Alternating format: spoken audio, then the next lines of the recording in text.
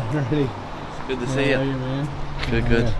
Our family store. So it's been a few different names over the years. It was just Sandringham a supermarket for a bit. I think we did a thing with Friendly Grocer for a while, and now we're with Spa Express. There's probably a higher probability of this working out than Jiu-Jitsu anyway, so. I used to know one of my dad's good friends. He had a shop too down in Sydney, and I said to him one time, because I was learning about it in school, I was pretty young, about how unlikely it is for someone to win the lotto. Probably shouldn't be saying this, you know, working, trying to see people with lottery tickets. But I said to him, I was, yeah, you know, you're more likely to get hit by lightning or this or that. And he said to me, Bobby, you know, at least if you buy a lotto ticket, there's some chance. And I like that about him. He was like, you know what, I don't care about the odds. To me, it's, you know, it's important enough. I had this kind of like crazy pipe dream where I'll go there, and because they're so good, I'll get so good straight away, and I'll win this trials, and then I'll go to ADCC, and all this stuff will happen. And it was like really reaching, you know. I'm really reaching for this crazy goal, and even though I fell short of it, I think because I tried to get to 90 or 100, and I might have only got to like 40, you know, but if I was aiming for 10, you know, I wouldn't have got nowhere near as far. So in the pursuit of this really crazy thing, I learned a lot. I met awesome people, you know. Now I can just hit up some of the, you know, the most accomplished people in Jiu-Jitsu and get their take on things, and it just made sense to me from 18 when I moved to Absolute. I'm like, only a very select few people are making a career of Jiu-Jitsu and B, doing really well in Jiu-Jitsu. So who better to help me do that than the people who are already doing it? I could ask for somebody, and everyone will give you their 2 cents on how to do action X. But the guy who can really tell you is the guy who's done it, doing it. It just seemed to be a rational approach for me. I want to look at the inside heel hook today. It's really proven itself to be one of the most highest percentage techniques. We're seeing it over and over again at the highest levels of grappling at ADCC. And I really think it's the most powerful joint lock that we have in Jiu-Jitsu. Wow. Calm down. Nice. If you are going to just have a gable, reinforce. So the grip is correct, how you had it initially. Let's put this forearm on top.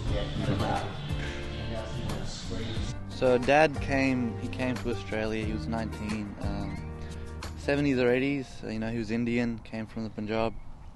The 80s, there was like a separatist movement, a lot of, you know, conflict and like sort of political upheaval in that kind of area, and like it was real tough back then for him because society wasn't as tolerant as it is today. There wasn't like it wasn't as poor as like the poorest of the poor in India, but still he had like $500, and back then it was a bit more, but still it was like not knowing the language, not having that many contacts here, and then having to make a life just basically from scratch. So it's an incredibly difficult thing to do, and I have a lot of respect for him to be able to do that and be where he is today.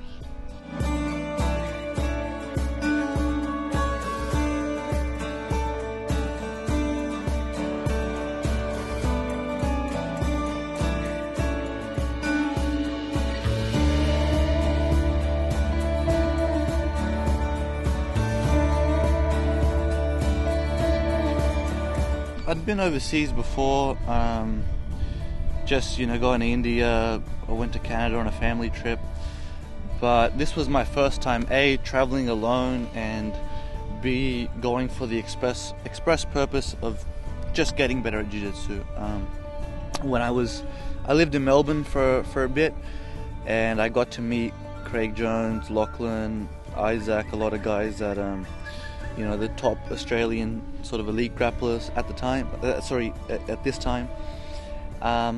So it was in my head that, especially when I started running into some issues with, you know, coaches here who were like, okay, you know, we don't want you to to train elsewhere and gym hop and whatnot, I was like, you know what, okay, where's the best available information in terms of skill development and knowledge in jiu-jitsu? And it seemed to me, just from the competition success that a lot of these American athletes were having, that it was worthwhile to sort of travel over there. And at the time, Isaac had been doing that for a bit. He'd been going to New York and was heading to Puerto Rico. So I started thinking, okay, I'll go and train with John, because it was kind of it was the biggest team in jiu-jitsu at the time. The Death Squad had really captured everyone's attention, and it seemed to be like the preeminent jiu-jitsu team, that these guys were incredibly successful. And I knew Craig somewhat, not really well, but he knows who I am. And I'd spoken to Isaac. Isaac was, is a close friend of mine. So I'd messaged Craig about Puerto Rico, and he said, look, if you come through to Puerto Rico, no stress, I'll get you in, because it was pretty exclusive. It still is. Those teams are a bit more, you want to sort of know someone, if you want to be able to train with the squad and have access to all that. So yeah.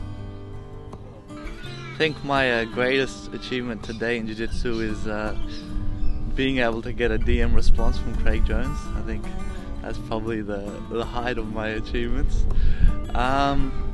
I haven't won any sort of significant, Pan-Pacs big tournament or beaten any of the top guys yet. I've won a few subversions. I got a submission of the night a couple times on subversion, which is a really exciting event, and I'm really grateful to George and Matt Morris for putting me on that event. That was really cool. It was a pay-per-view event. It was hundreds of people paying to watch jiu-jitsu, which is really incredible. And then also, to be able to get the finish, to be able to get a submission, get submission of the night, and also be on the same card as some of the top grapplers in the scene. That's one thing I realized, just even going to B Team and training with elite guys like Nicky Rod, Krellstein, Nicky Ryan, all those guys, Damien, that they're all human. Craig, they're human. They're not these people made out of granite or bronze.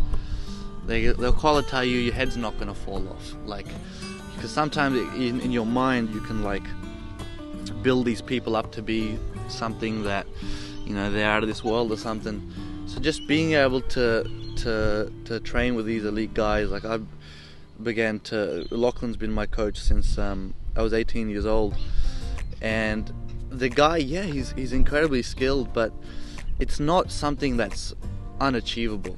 Given enough time, energy, focus, and then obviously if you're lucky you don't get injured or nothing too catastrophic happens in your life that pulls you away.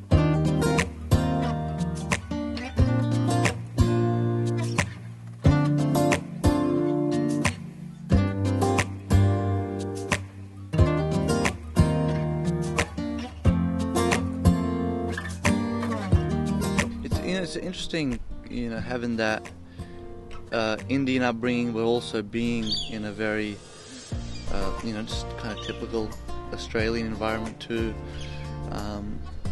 I started going to school.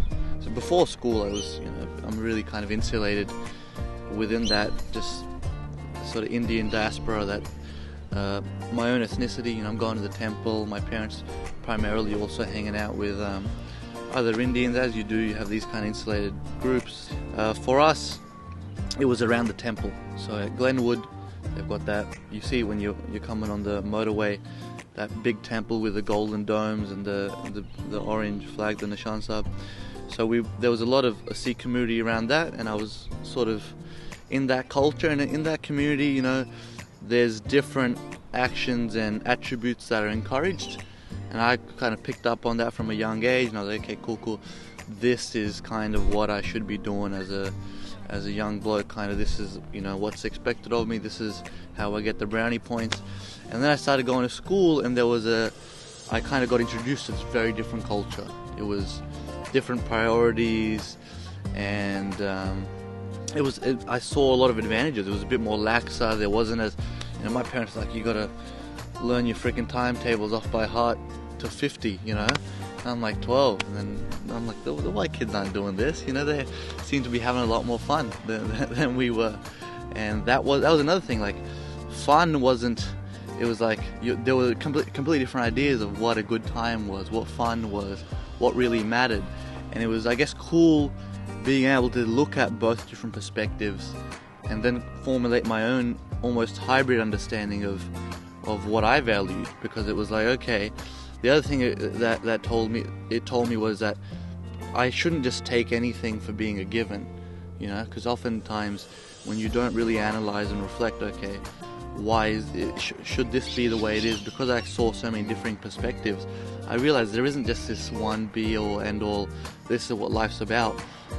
What life's about for you really differs depending on, you know, your cultural conditioning, your parents, and also the things you fall into. Like I would have never guessed that, you know, scoring 2 points with a takedown, that's going to be such a, you know, pivotal point in my life, or worrying about advantages, or not getting my back taken. I didn't know these are solid priorities for me, but for most people they don't give it a second glance. Most people are too worried about, you know, getting to work on time or whatever it is that normal people do.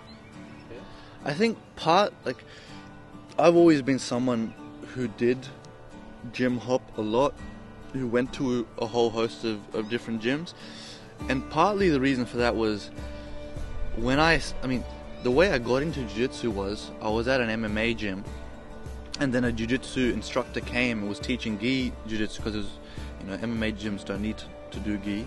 And then when the two schools separated at one point, I just followed the gi guy because, you know, I wasn't too into striking. I was kind of over striking. So from my very onset into jiu-jitsu, it was me going from one gym to another. I was going from mixed martial arts into gi jiu-jitsu. So, and then going further from there, it was like my instructor with the purple belt, we had classes like 3 days a week. So just to get more training in, more days a week, attend more sessions, I had to go to a second gym. So from my very birth in jiu-jitsu, I was going to many different gyms, and I didn't even understand that there was this kind of weird phenomenon we have in jiu-jitsu where people, this Kriante culture, you're not allowed to do that. That was absurd to me, because that's just what I did, and I did it from day dot. You know, I'm traveling to go somewhere, I want to do jiu-jitsu, well, I can't magically teleport back to the, you know, gym I started. And it's silly, if you apply that to, you know, getting a haircut, it sounds ridiculous. Oh, of course, if I need to get a haircut, I'm not around my barber, just go to a random hairdresser and I get that service. What, you know, it's the same as going to a weights gym.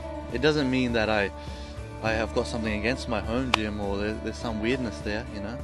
That's something that's puzzled me, and I didn't really even realize that was a thing until pretty late in my jiu-jitsu career, because all my instructors, Chris, Carlos, Matt, and then Lachlan Giles, these guys, they weren't under that sort of delusion, you know, that, oh, you've got to be locked into this one gym. You know, it was quite late into me doing jiu-jitsu where I ran into an instructor who said to me, Bobby, I don't like you dropping into other gyms, and if you're going to train elsewhere, you can't train with me. It was amazing to me. I was like many years of me training jiu-jitsu before I ran into that. Because to me, it was almost like I'd hear other people telling me this, but it didn't even seem real. It doesn't, you know, things don't seem real until they happen to you.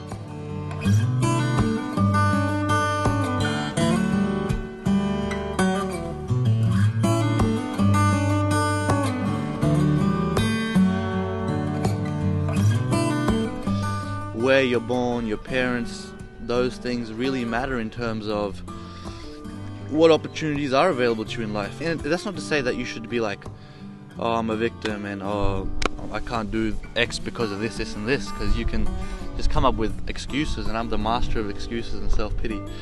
But you want to, as a matter of action, you definitely want to focus on what you can control, what you can do what you can with what you have, where you are. But also just because I have a good sense of how privileged I am just to be in Australia, you know, to have had cool parents and have access to cool people who support what you do, and also just have you know, somewhat of a sane mind and a healthy body. Like, these things, they are gifts, you know, whether, yeah, so it's I think when you're cognizant of that and you're appreciative of that, that's, you know, gratitude's a great place to live your life from. Alright, Bobby, you've got to go for it now, Bobby.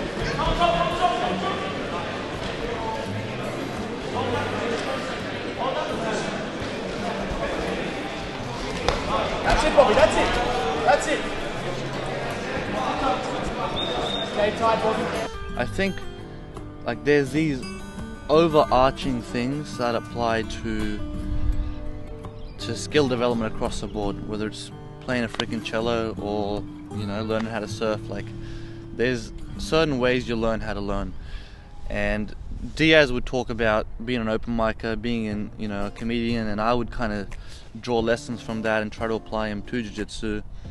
And it was kind of a time for me where I was like, I've just left a real comfortable environment of being with my parents and being in that area I grew up, knew really well, to being in this big city, Melbourne, being in a gym environment where I don't really know anyone, and I'm a very social guy. I like to be, you know, talking all the time, and here I am in a corner, I don't know anyone, can't talk to anyone.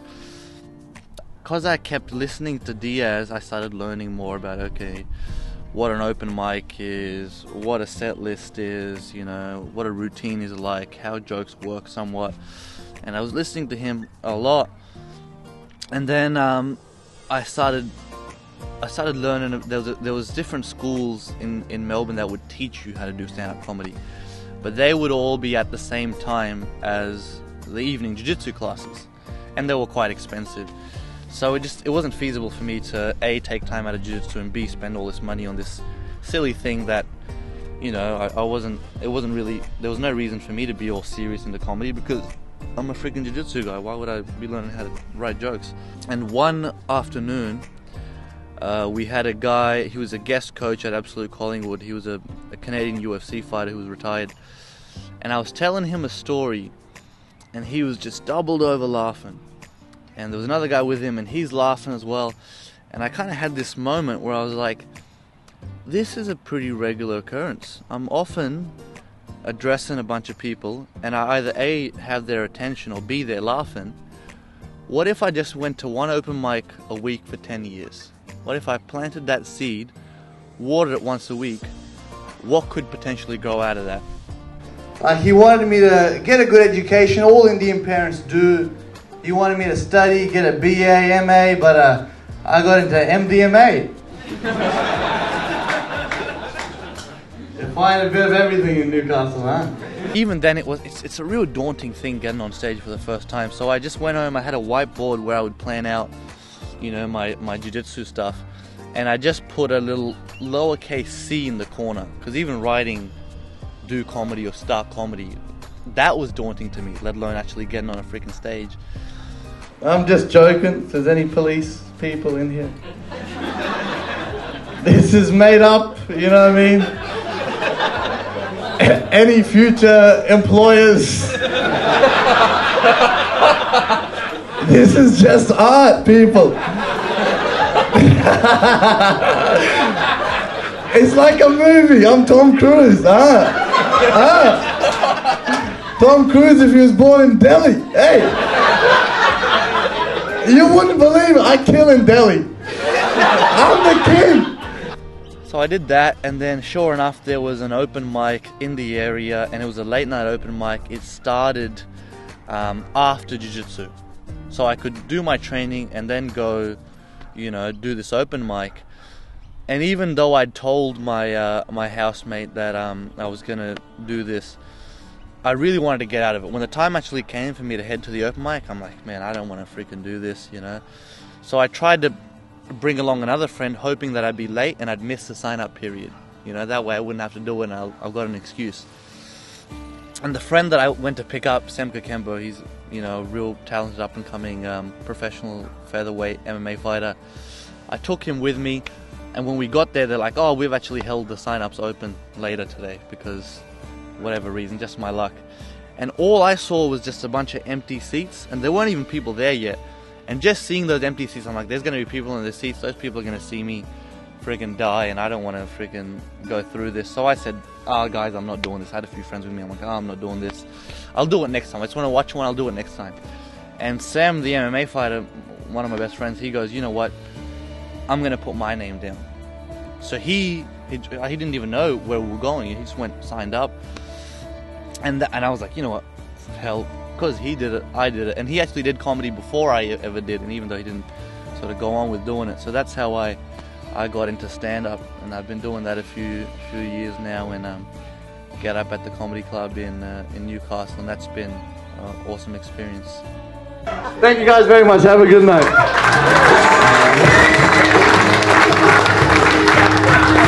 Bobby Sanders!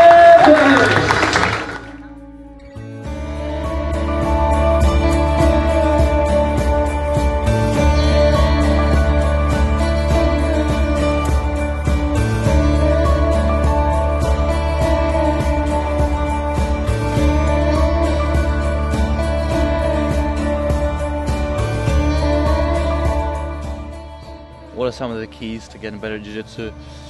In the beginning, it's a lot easier, because in the beginning you basically just have to show up. There's such a steep learning curve, you know nothing. So just picking up any details, you learn the fundamental, which is knowing the advantageous positions, top pins, submissions, trying to get to those, just learn what they are, what makes those things work, and avoiding the disadvantage, the bad positions, just to keep techniques, tinkering with them, playing with them. That's a phrase Joe Chen used recently that I really liked. Making sure in the beginning, I think drilling is useful because you need to be able to physically perform that movement, so if you can't do that movement when the guy's not resisting, you're not going to be able to do it when the guy is resisting.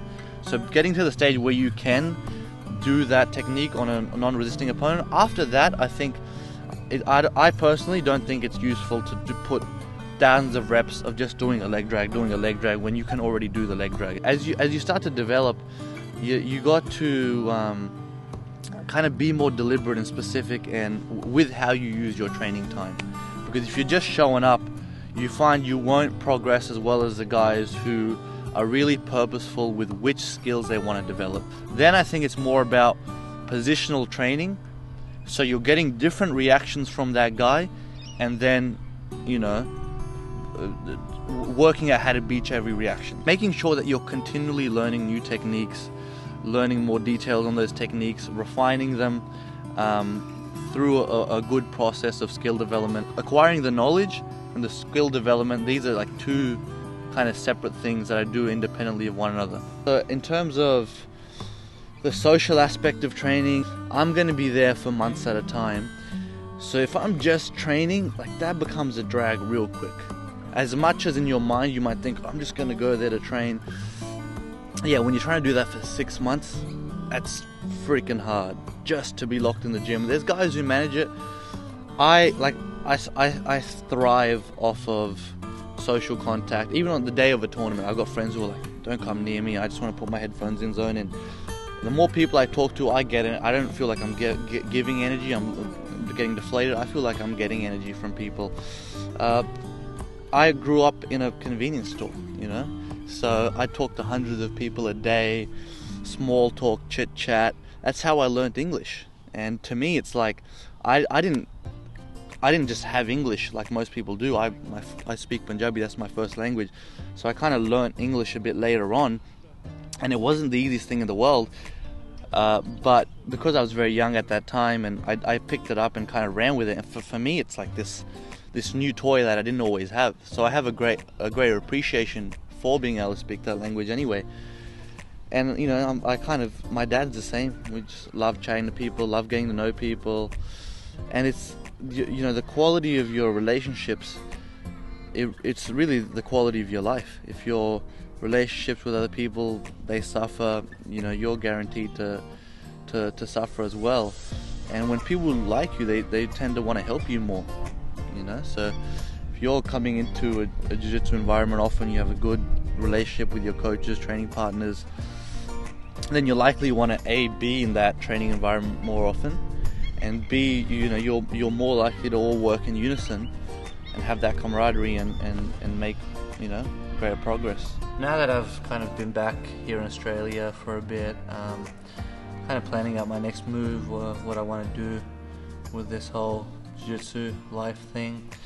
I'm going to head back. I'm going to first try to compete in this tournament that's coming up next month, which there's potentially a free ticket to the States on the line, so they'll, you know, it'll take a major expense of traveling back to the States, cover that for me, and then head back over there, continue to grow my knowledge and skill as a jiu-jitsu athlete, try to gain some accomplishments, you know, win tournaments, take out bigger names, that kind of stuff.